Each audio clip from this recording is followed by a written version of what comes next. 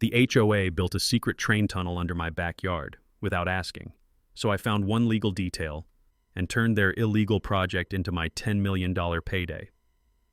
It started as a faint rattle, barely noticeable at first. My morning coffee trembled on the table like it had a secret to share, and picture frames on my walls tilted just enough to catch my attention. I brushed it off. Maybe I slammed a cabinet too hard. Maybe it was the dog. Or maybe, just maybe, it was my imagination. But then it happened again, and again, at the same time, every night, like clockwork, for 3 weeks straight. Now, I've lived in my Pinehurst Heights home for 15 years, raised my kids here, buried my wife's rose bushes out back. It's not just a house, it's my legacy. So when strange vibrations started cracking drywall and making my chandelier swing like it was caught in a breeze that didn't exist, I knew something was wrong. I wasn't crazy, and this wasn't just the house settling. When I mentioned it to Darren, my neighbor, he laughed and blamed old pipes or noisy squirrels. "You're probably just getting sensitive with age," he said, chuckling. Maybe I was, but my house isn't old, and my instincts, still sharp. These weren't the creaks and groans of a house growing old. This was movement, deep and deliberate. Last Tuesday night, the shaking got so bad it cracked the bedroom wall. That's when I stopped wondering and picked up the phone. I called Eleanor Thompson, our HOA president, the same Eleanor who has a tighter grip on our community than a python on a rabbit. "Something's going on underground," I told her. "It's damaging my house." She didn't even fake concern, just sighed, told me it was probably my foundation, and said, "The HOA doesn't handle private complaints." Her tone said it all. I was wasting her time. But later that day I saw her, driving slowly past my house, taking pictures, acting like she wasn't just there minutes ago brushing me off. That night, at exactly 11:30 p.m., the walls trembled so violently my lamp crashed to the floor. Max, my dog, barked at the basement like something was coming up from below. I stood in my hallway, barefoot, heart pounding, and felt it, something moving under my feet. The next morning I called in a professional. Sam Miller, a seasoned geologist with 30 years of experience, arrived with ground-penetrating gear. What he found made my blood run cold. "Something big is moving under your property," he said, eyes wide. "And it's man-made." That was the moment it all changed. My backyard wasn't just shaking, it was hiding a secret, one that would unravel lies, power grabs, and buried greed. I didn't know it yet, but the very ground beneath me was about to become the battleground for something much bigger. And in the end, it wasn't just about my house. It was about reclaiming what was mine. The next few days passed in a blur of determination and disbelief. After Sam Miller's startling declaration that something man-made was moving beneath my property, I knew I couldn't let it go. I'd worked too hard for this home, poured years into making it mine, and I wasn't about to let some shadowy operation shake it, literally, to pieces. Sam returned the next morning with heavier equipment, ground scanners, seismic readers, and tools I'd only ever seen in documentaries. My backyard, once Max's favorite playground, now looked like an archaeological dig site. The readings came in quickly, and what they revealed was stunning. Just beneath the surface of my yard lay a massive, newly constructed tunnel, perfectly round, reinforced, fresh. Sam peered at the scan images with a grim face. "This isn't some old storm drain," he muttered. "Someone spent a fortune building this, recently, and it wasn't the city." My heart pounded. If not the city, then who? With shaking hands, I called Raymond, my longtime friend and real estate lawyer. When he saw the scan results, he didn't waste time sugarcoating. "If that tunnel runs under your property, it's yours. No one can build beneath your land without an easement or a legal agreement, and I guarantee they didn't get one." His words steadied me. I wasn't crazy, I was being trespassed. That weekend, I rented a mini excavator and began digging in the far corner of the yard where Sam's readings had been strongest. 3 feet down, the bucket clanged against something solid, metal and smooth. Darren, my neighbor, helped me clear the dirt, revealing what looked like a curved concrete ceiling. He stared at it in shock. "This thing's huge," he whispered. "Big enough for a train." We stood there for a long minute, silent, staring at the thing someone had buried under my backyard. Then, as if on cue, a black SUV pulled up to the edge of my property. Eleanor Thompson stepped out. Her heels clicked across my driveway like a warning bell. "What do you think you're doing?" she snapped, phone in hand, already filming. "You can't excavate without HOA approval." I rose from my crouched position, hands still dusty from digging. "Funny, I said calmly. I was about to ask you the same thing about this tunnel under my house. Her expression changed instantly. Surprise, then calculation. That's city infrastructure. It has nothing to do with the HOA. Then why are you here? I asked, stepping closer. Why are you the one yelling at me about digging on my own property? She didn't answer, just adjusted her designer jacket and gave a thin-lipped smile. There's an emergency HOA meeting tomorrow. I expect you to be there and fill in that hole before you cause damage to community property. After she left, Darren and I uncovered more. A small steel hatch embedded into the side of the tunnel, marked with the HOA's logo. Not the city's, the HOA's. I stared at it, jaw clenched. This wasn't an accident. This wasn't city work. My own neighborhood board had been hiding a massive project under my feet. That night, I barely slept. At exactly 11:30 p.m., the now familiar rumble began again. But this time, it wasn't mysterious. I pressed my ear to the basement floor and heard it clearly, the sound of a train. Wheels grinding, air whooshing, steel humming.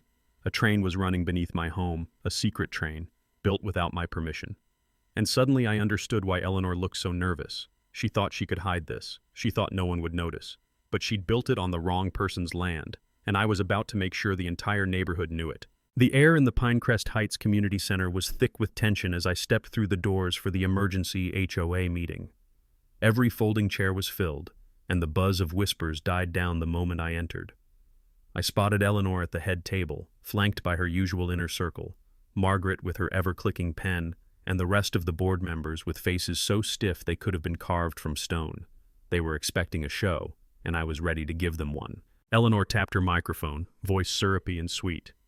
Thank you all for coming on such short notice. We've called this meeting to address a concerning situation involving one of our homeowners and an unauthorized excavation project. She didn't even look at me as she spoke, but every pair of eyes in the room turned my way.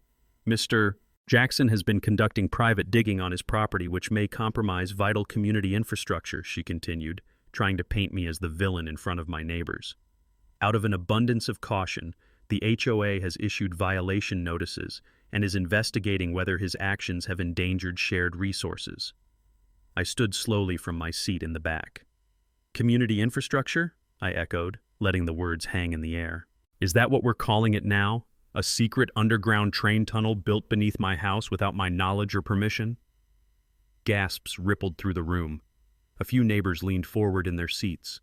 Others exchanged wide-eyed glances. Eleanor's smile didn't budge, but her fingers gripped the edges of her clipboard like a lifeline. I held up a thick manila folder. These are ground-penetrating radar scans that show a recently constructed tunnel running directly underneath my backyard. I've owned that land, and everything beneath it, for 15 years. No one asked me, no one told me, but someone spent millions building this thing. Eleanor jumped in, voice firmer now. That project is part of a long-term community enhancement plan to improve neighborhood connectivity with downtown. The board approved it 2 years ago. It's entirely above board. Really? I asked, taking slow steps toward the front. Then you won't mind showing the permits, the easements, the environmental impact studies, the vote notifications, because I never received any of those, and apparently neither did most of my neighbors. I handed the folder to Darren, who stood at the front and began passing the pages out. Sam's tunnel scans, my deed, the survey lines. The HOA minutes didn't mention anything about my land, and yet the tunnel was real. Margaret shot to her feet. This meeting is about unauthorized digging, not about what was or wasn't built under one homeowner's yard. That's the problem, I countered. It was never just about my yard. It's about the HOA making backroom deals and hiding a massive infrastructure project under our feet, literally. And now they're trying to silence the one person who found out. The room stirred again. People shifted in their seats, uncomfortable. Mrs. Henderson raised her hand. How much did this tunnel cost? She asked. $2.3 million, Eleanor replied, almost too quickly. Where did that money come from? Someone else asked. Eleanor's composure cracked for just a second. Community development reserves. Without a vote? I asked. That's not required under emergency infrastructure protocols, she snapped. Emergency? I said, raising an eyebrow. Then why was no one informed until I hit concrete in my backyard? Before Eleanor could answer, Darren stood up, his face pale. I overheard a conversation last week. Eleanor was talking to some Oakwood residents about premium tunnel access packages. She said they'd have priority entry and even private parking at the downtown terminal, for a fee. Shouts rang out. You're charging for access? This was supposed to be free. You never told us. Eleanor slammed her gavel. This meeting is adjourned, she barked. All further concerns will be addressed through private consultations. But the damage was done. Neighbors were standing, demanding answers, their voices rising into a storm. Someone yelled, "What else haven't you told us?" Another asked, "Was this even legal?" I stepped back and let it happen.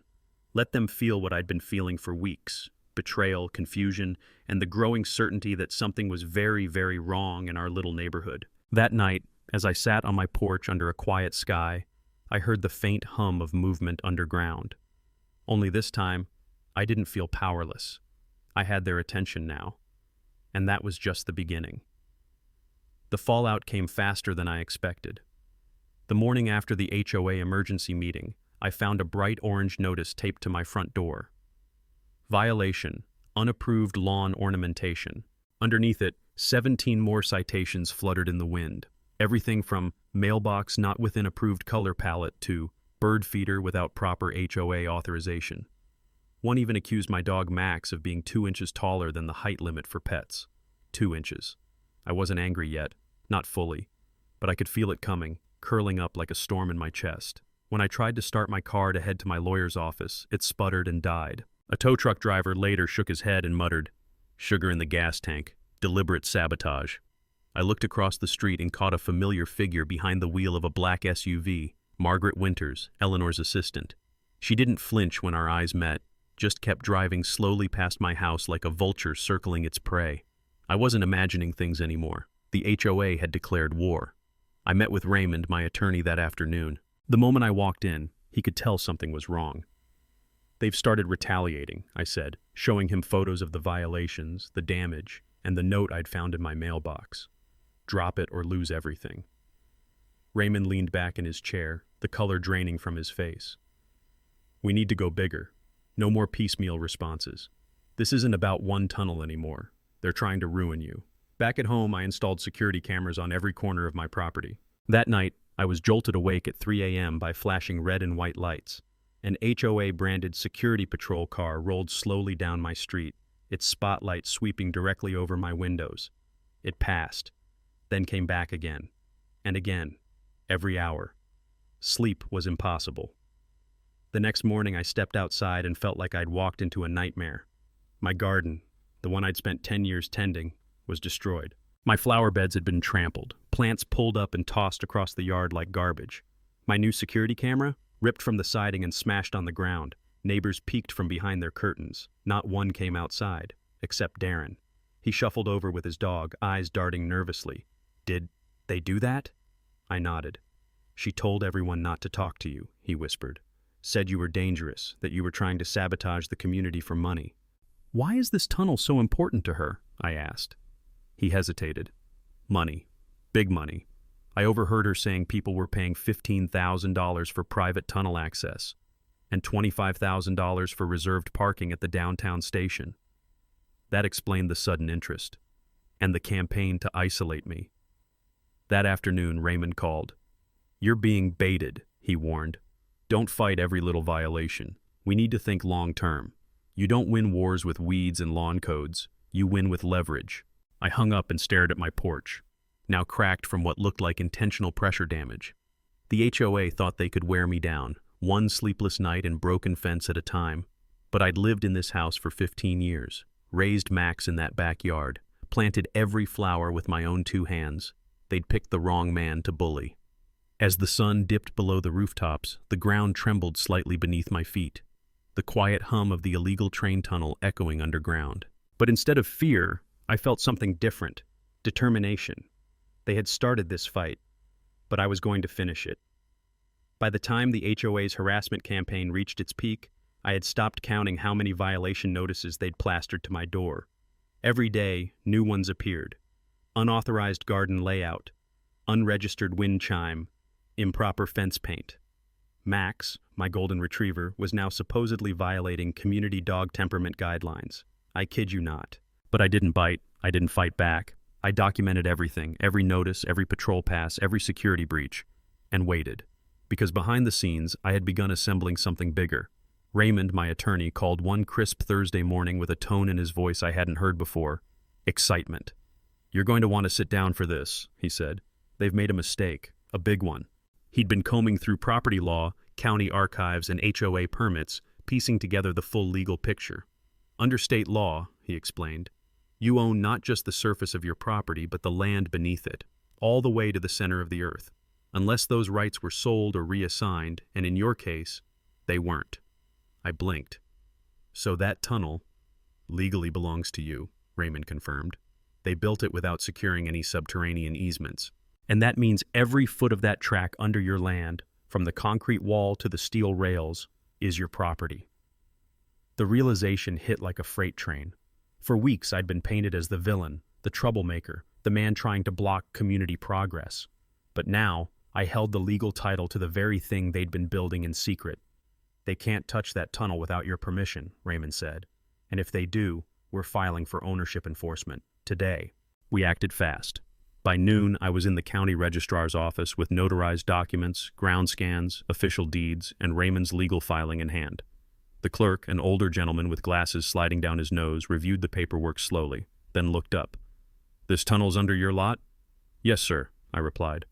"Well," he said, stamping the papers, "then the HOA's got a real problem." That evening, I received an email from the city transit office. Someone, probably Eleanor, had quietly submitted a request to reclassify the tunnel as municipal infrastructure, likely in a last-ditch effort to bypass my property rights. But the county's newly recorded easement ownership made that impossible. She was cornered. Raymond and I drafted an official cease and desist notice. The language was clear and deliberate. Any use of the tunnel would be considered trespassing and unauthorized use of private property. The penalty? We'd pursue full civil damages plus retroactive rent for use of the underground corridor, to the tune of millions. But we didn't stop there. Raymond dug deeper into the HOA's financials. Late into the night, his emails poured in. Payment discrepancies, odd vendor invoices, inflated construction budgets. "They've been funneling money through shell companies," he said, voice tight with disgust. "And guess who's listed as a board consultant?" "Eleanor?" "Her husband." The pieces clicked together. This wasn't about a neighborhood train tunnel. This was a development scam. A multi-million-dollar transit shortcut meant to boost real estate value and line their pockets before anyone found out. But they hadn't counted on one thing: someone fighting back. We filed a formal complaint with the state HOA regulatory board and notified the city's Office of Public Integrity. The moment we submitted those records, the tone shifted. That same week, I received a call from a city transit official named Mr. Malicious. "We'd like to meet," he said. "It seems the tunnel under your land is part of a larger network proposal. We didn't authorize its construction, and if you're the rightful owner, well, we need to talk." At that moment, I realized the full power of what I held. Eleanor and her board had built their scheme on my foundation, literally, and now every inch of that illegal tunnel was a negotiation chip. Raymond smiled when I told him. "This isn't just leverage," he said. "It's checkmate." I wasn't angry anymore. I was ready. Just when I thought things couldn't get any stranger, the City Transit Authority came knocking, not metaphorically. A sharply dressed woman from the department showed up at my front door one morning with a business card and a request. "Transit Director Malicious would like to meet with you privately." Apparently, word of the tunnel under my property had reached City Hall, and it had struck a chord, a very specific one. The city had been trying to develop a major north-south transit connection for years, but had run into the same roadblock over and over. Land acquisition was too expensive. That's when someone with influence and a whole lot of nerve, started quietly building the segment they needed without going through official channels. That someone, of course, was Eleanor Thompson. I met Director Malicious the next day at a glassy downtown office that overlooked the very route the tunnel would someday serve. He was a tall, reserved man with silver hair and the kind of demeanor that said he'd seen a lot, but this was new even to him. He flipped through my documents, the deed, the tunnel scans, Raymond's legal filing. His eyes narrowed when he saw the forged signatures and HOA minutes. "This is troubling," he muttered. "What exactly was Eleanor's endgame?" I asked. Malicious leaned back in his chair. "She approached us months ago offering access to this tunnel as a private-public partnership. Claimed it was HOA developed and under full community control. She was asking for over $10 million in usage fees." I blinked. "And you believed her?" We didn't move forward because her permits didn't check out, he said. But now, with your documents, the picture's a lot clearer. What happens now? Well, he said, sliding a folded paper across the table, we're prepared to offer you a formal purchase agreement for the tunnel section under your property, full transit rights, retroactive easement payment, and settlement for damages caused during construction. The number written on that slip of paper made my mouth go dry. $8.7 million. Of course, Mallister continued, we'll also be launching a full investigation into how this was allowed to happen. There will be consequences. I sat still for a long moment, then nodded slowly. You've got a deal, but on one condition, I want everything public. No hush money, no backroom deals. His face softened with a hint of approval. We were hoping you'd say that. That afternoon, I signed the contract in front of 2 witnesses. The moment the pen hit the paper, everything changed. I wasn't just some stubborn homeowner anymore. I was now the legal gatekeeper to a critical piece of the city's infrastructure. And Eleanor? Well, she no longer had the leverage she'd fought so hard to protect. Word spread fast. The next evening, an emergency HOA meeting was called. This time, I walked in with Raymond at my side, and 2 officers from the city's Public Integrity Task Force. Eleanor stood at the front of the room, her usual bright red blazer unable to hide how pale she looked. She tried to regain control, smiling as if nothing had happened. Tonight, we'll be addressing the recent misinformation surrounding our transit partnership. No, I cut in firmly, stepping forward. Tonight, we're addressing how you used HOA funds to build an illegal tunnel under private property, and how you tried to profit off it. Gasps spread through the crowd. I handed the city officers a thick folder, complete with financial records, contractor invoices tied to Eleanor's husband, and emails showing deals being made without homeowner approval. They didn't say a word. They just turned to Eleanor. Ma'am, one officer said, you'll need to come with us. That moment, the silence, the disbelief, the crumbling of her carefully built image, it wasn't just justice, it was history. For years, she ran the HOA like a private empire, silencing dissent, bullying neighbors, and writing her own rules. But in the end, all it took was one crack in the foundation, and the truth poured in like floodwater. As she was escorted out, neighbors turned to me, not with suspicion, not with doubt, but with trust. And in that moment, I realized this was never just about a tunnel. It was about drawing the line, and this time, I drew it in concrete. The community center buzzed with low whispers as I walked through the doors that evening. People turned, eyes following me like I was carrying a torch in a dark room. After months of quiet battles, secret meetings, and escalating threats, it was time to bring everything to light. This wasn't just another HOA gathering. This was the reckoning.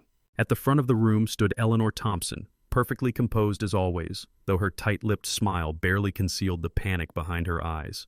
Her loyal board members flanked her like a well-rehearsed jury, ready to deliver one last defense. "Thank you all for coming," she began, her voice oozing calm. "Before we start tonight's standard agenda, I'd like to address the false accusations being spread about the HOA's transit project." False accusations. That's how she wanted to spin it. I stepped forward before she could go any further. "Actually," I said, holding up the folder of documents I'd compiled with my attorney, "I think it's time the community hears what's really been happening beneath our feet." Gasps fluttered through the room as I handed copies of the evidence to a few vocal residents in the front row, the same ones who had once defended Eleanor without question. "These are contracts, emails, and meeting minutes," I said, projecting my voice with steady calm, proving that Eleanor and her associates diverted over $3.4 million in HOA funds to construct an unauthorized tunnel that runs directly under my property, all without permits, legal rights, or community approval. The silence that followed was thick. A man in the back stood up. "We didn't vote on this," he said, his voice rising. "She never asked us." Eleanor's eyes darted around the room. "This was a board-level initiative," she replied sharply, "and we acted within the scope of emergency development bylaws." "Which you wrote," I interrupted, "after the project had already begun." I nodded toward the side door. That's when Darren stepped forward, my neighbor, once a reluctant ally, now a full witness, flanked by 2 city detectives and a court officer. "I have recordings," Darren said quietly, "and emails. She threatened my family, forged documents, and manipulated this community to enrich herself. I helped her. I was wrong, and I'm here to make it right. The room erupted. People shouted. Some demanded refunds. Others called for immediate resignation. One older couple I barely knew stood up and said, "We've been living in fear of her retaliation for years. Thank you for standing up." And then, the final blow. One of the city detectives stepped forward, badge in hand. "Eleanor Thompson, by order of the city's Fraud Investigation Task Force, you are under arrest for embezzlement, forgery, and criminal conspiracy." Her composure cracked. The gavel dropped from her hand. As the officers escorted her out, Margaret, her assistant, tried to quietly slip away, but she too was stopped. Turns out the HOA's second-in-command had also signed several of the fake permits. The rest of the board sat frozen. I turned to the crowd. This HOA was supposed to protect our homes, not profit from them. It's time we build something new, something honest. Applause erupted, hesitant at first, then full-throated. And just like that, the grip Eleanor had held over our neighborhood for years finally shattered.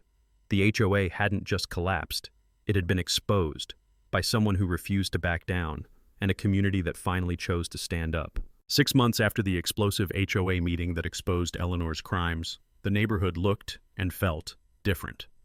Gone were the secret meetings, intimidation tactics, and unapproved construction crews.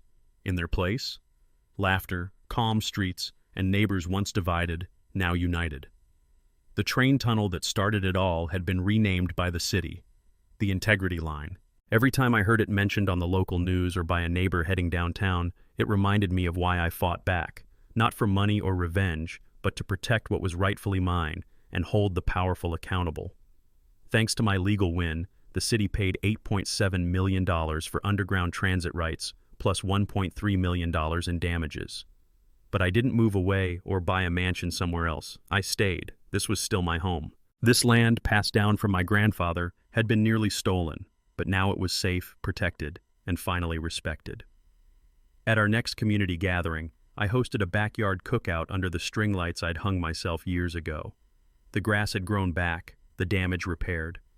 What hadn't changed was the sense of pride in the soil beneath my feet.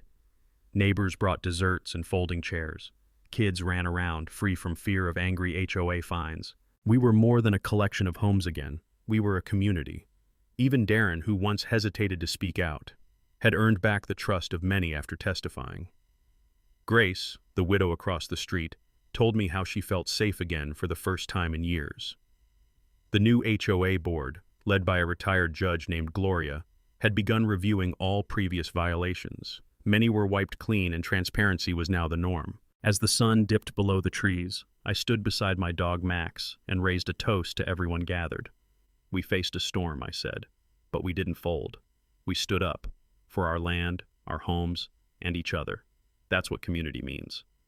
They cheered, not for me, but for the idea that no one is too small to stand up to something big. In the weeks that followed, I used a portion of the settlement to create a fund for homeowners facing unfair HOA practices. Applications began to arrive from people across the state, many seniors just like me, who felt helpless but weren't alone anymore. I didn't set out to be a hero. I just refused to be quiet when the ground beneath me rumbled with injustice. Now every time I walk down the path beside my house, the one built above a tunnel no one sees, I remember. Some victories are quiet, some are loud. But the best ones? They ripple far beyond our fences and last for generations. At first glance, this story might seem like a modern legal thriller, an HOA building a secret train tunnel under a man's backyard without permission. But beneath the drama lies a powerful set of lessons that ring especially true for older adults who've seen how quickly the world can change, and how important it is to stand firm when it does. First and foremost, never assume your rights are protected just because they've always been respected. The protagonist of this story had lived peacefully in his home for years, only to discover his land was being used without consent. For seniors who've worked hard to own their homes and build a life, this is a critical reminder. Stay vigilant. Keep your documents, question changes, and don't let anyone bulldoze your boundaries, literally or figuratively. Second, courage isn't about confrontation. It's about persistence. The homeowner didn't set out to fight. But when faced with wrongdoing, he took careful steps, consulted experts, gathered evidence, and sought legal counsel. This approach mirrors the wisdom many older adults have earned through experience. Don't rush to anger, but also don't back down when you're right. Third, Community matters. At first, many neighbors were skeptical, even hostile. But as the truth emerged, so did unity. This story shows that speaking out, especially when you're the only voice, can inspire others. For seniors who often feel overlooked in today's fast-moving society, this reminds us your voice carries weight and your example shapes others. Fourth, truth takes time, but it triumphs. Through all the retaliation, forged documents, and media smear campaigns, what ultimately turned the tide wasn't shouting or threats. It was facts, integrity, and patience. In a world full of noise, this is a quiet but powerful message. Hold the line, keep the records, trust the process. Lastly, it's never too late to make a difference. The story's hero didn't just protect his own land. He ended up changing an entire neighborhood, exposing corruption, and even launching a fund to help others. Age doesn't limit purpose. It amplifies it when paired with courage and wisdom. To every senior watching, you've weathered storms before, and you still have the power to shape what comes next.